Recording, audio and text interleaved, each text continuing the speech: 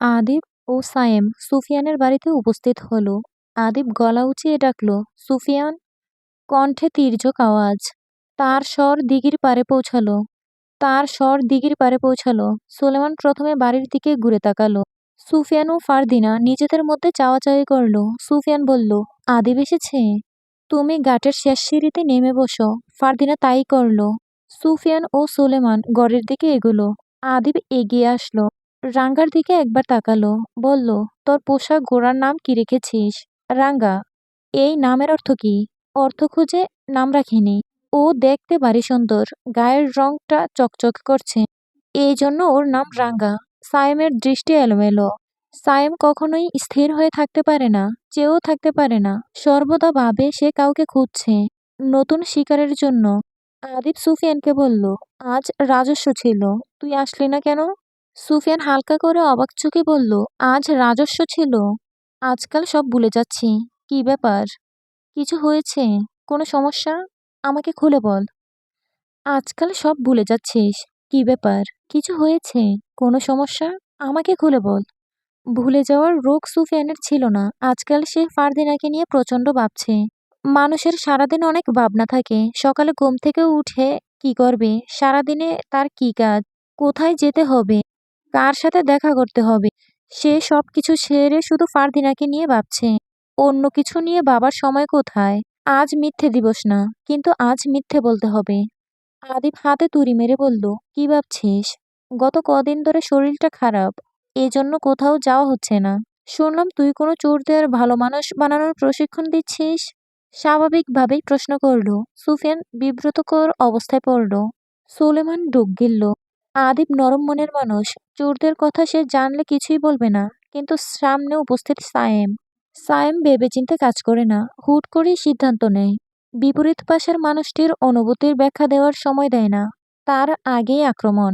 সুফিয়ানের এখন আরেকটা মিথ্যে বলতে হবে, তবে ঘুরিয়ে ফিরিয়ে সত্য মিথ্যা দুটোই বলবে।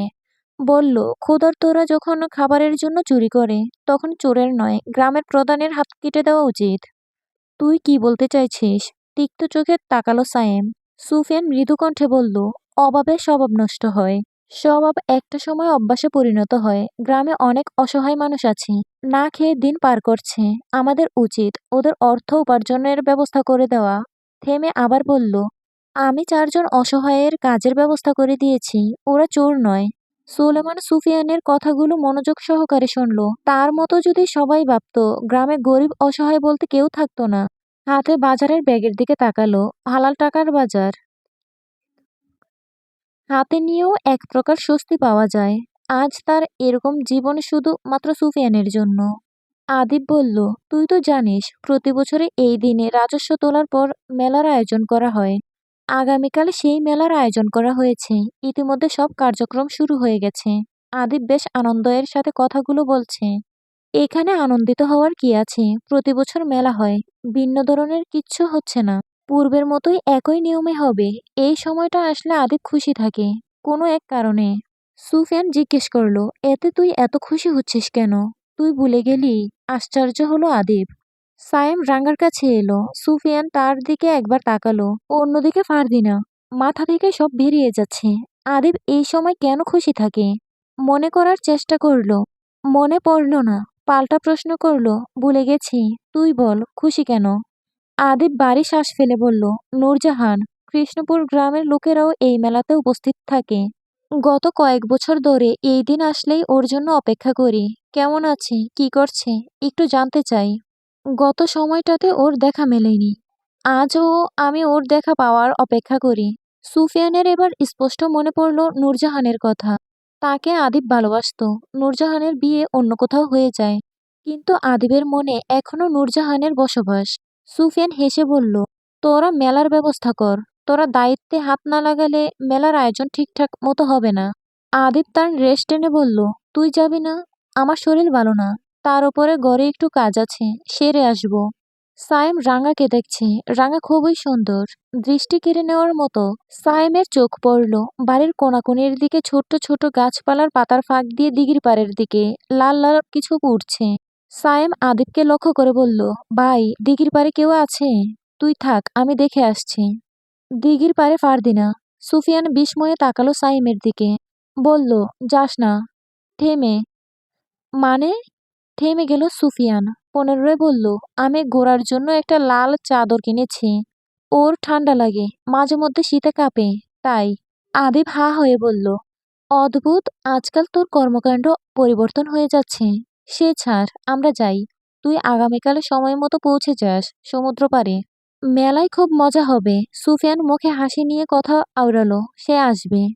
আদিব চলে যায়। সাইম দিঘির পাড়ে ঘুরে একবার দেখলো, লাল রংটা দেখা যাচ্ছে না। হয়তো বাতাসে গাছের আড়ালে চলে গেছে। সুফিয়ান হাঁপ ছেড়ে বেছে দিঘির পাড়ের দিকে গেল। ফারদিনা সিঁড়িতে বসে আছে। তার মাথায় আদরে হাতে সুফিয়ান আঘাত করে বলল, তোমার ভাইয়েরা আরেকটু হলেই তোমাকে দেখে ফেলতো। তখন কি হতো? সে পাশে বসলো। তুমি তাদের ভয় পাও? বললাম তো, আমি আমার জন্য কাউকে ভয় পাই না। আমার জন্যও তোমাকে ভয় পেতে হবে না। এখন বলো, প্রথম আমাকে কোথায় দেখেছ? তার আগে তুমি এটা বলো, তখন জলের কিসের শব্দ আসলো? আমি বড় একটা মাটির চাক ফেলেছি। আমি জানতাম জলে কিছু পড়েছে, টের পেলেই তুমি ছুটে আসবে।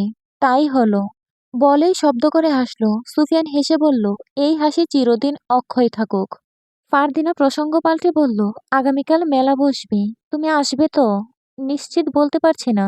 চেষ্টা করব আসার জন্য। নিশ্চিত কেন নয়? সুফিয়ান সেকেন্ড কয়েক চুপ থেকে বলল, আসবো। আদিব মেলার জন্য আমাকে বলতে এসেছিল। তুমি জানো, প্রতি বছর এই মেলায় নূরজাহানের আসার সম্ভাবনা থাকে। কালও কি সম্ভাবনা আছে? হুম, সম্ভাবনা আছে। তবে আসলে আদিবের জন্য ভালোই হবে। আদিব ভাই এখনো তাকেই ভালোবাসে। আদিব ভাই এখনো তাকেই ভালোবাসে? মলিন কণ্ঠে প্রশ্ন করল ফারদিনা। বাসে। আর হয়তো চিরদিন বাসবে। আমি যদি কোনোদিন হারিয়ে যাই, তুমি হারিয়ে গেলে সেদিন আমি নামক মানুষটাও হারিয়ে যাবে। বিকেলের আলোটা যেন সোনার গুরুর মতো ছড়িয়ে পড়ছে তালুকদার বাড়ির বাগানে। চারপাশে বড় বড় গাছ, পাখিরা ডাকছে চেঁচিয়ে। ফোয়ারা থেকে টুপটাপ করে জল পড়ছে। বাগানের এক কোণে কাঠের বেঞ্চে বসে আছে রশিদ তালুকদার, হাতে ছড়ি, পাশে চায়ের কাপ, আর মুখে একরাশ গম্ভীর্য। বাতাসে শিউলির গন্ধ, কিন্তু তার মুখে বাজ যেন দুপুরের রোদের জমে থাকা রাগ। আজ একজন খাজনা বকেয়া রেখেছে, তখন হেসে উড়িয়ে দিলেও এখন রাগ হচ্ছে ভিতরে ভিতরে। প্রকাশ করতে পারছেন না। রাগ ভিতরে চেপে রাখা উচিত নয়। ঠিক তখনই কুদ্দুস ঢুকলো বাগানে, হাতের ঝুড়িতে আধা ডজন কলা। তার মুখে একটু ভয় আর একটু ডং। রশিদ রাগ দেখানোর মানুষ পেল, ওর উপরে আজ রাগ দেখাবে। রশিদ কুদ্দুসের দিকে তাকিয়ে বলল, এটা কি রে? গোলাপ গাছের ডাল কে ভাঙছে? কুদ্দুস হকচকিয়ে গেল। বাবু, ওই শাকটা ঢুকে পড়ছিল, আমি ধরতে গেছিলাম। এটা কেমন ভাষা? শাকটা কি? বল ছাগল। কি? ছাগল? ধরতে গেছিলি? নাকি তুই নিজেই ভাঙছিস?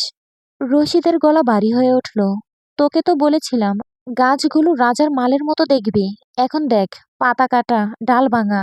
ছাগল আমাদের খামার থেকে এসেছিল। যে যে না, বল জি। গতকাল তোর কি হয়েছে? কুদ্দুস ফারদিনের কথা বলল। রশিদ বলল, ছাগলকে মারিসনি তো?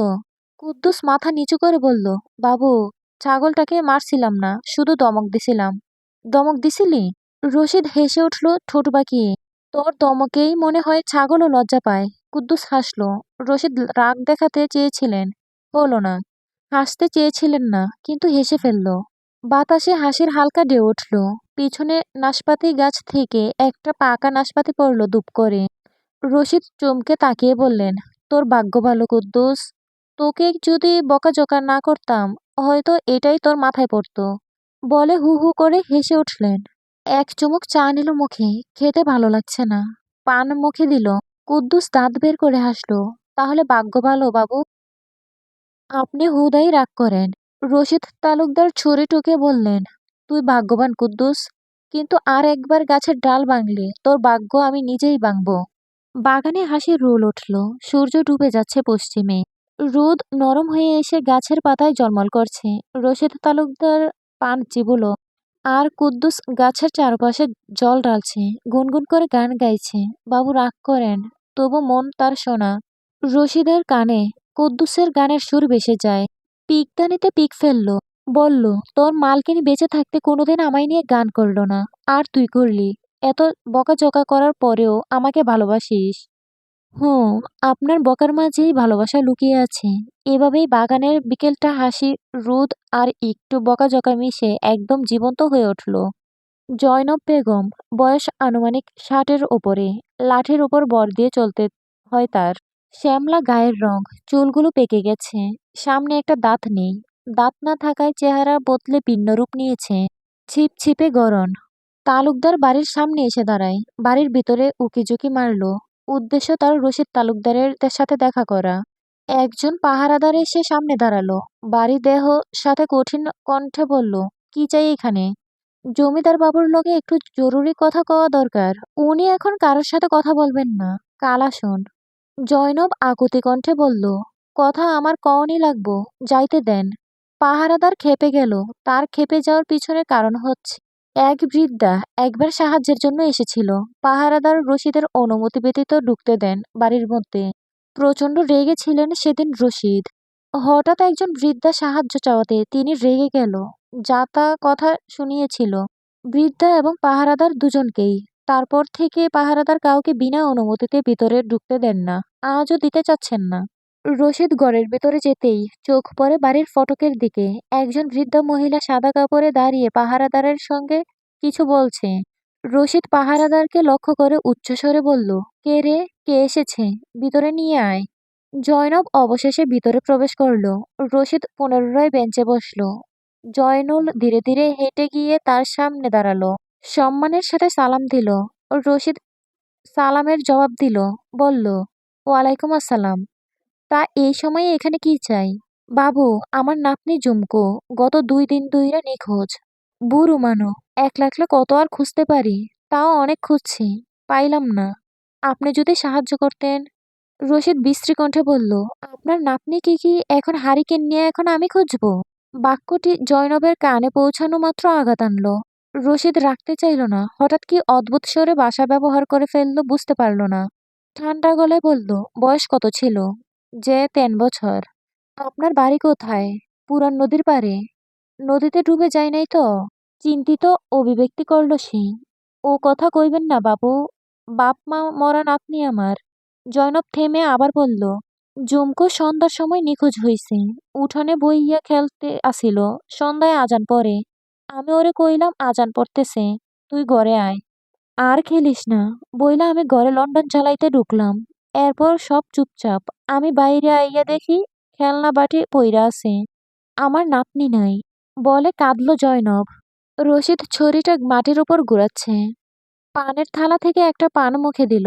পান চিবুতে চিবুতে বলল, ইতিহাস তো জানতে চাইনি। বলেছেন খারাপ না।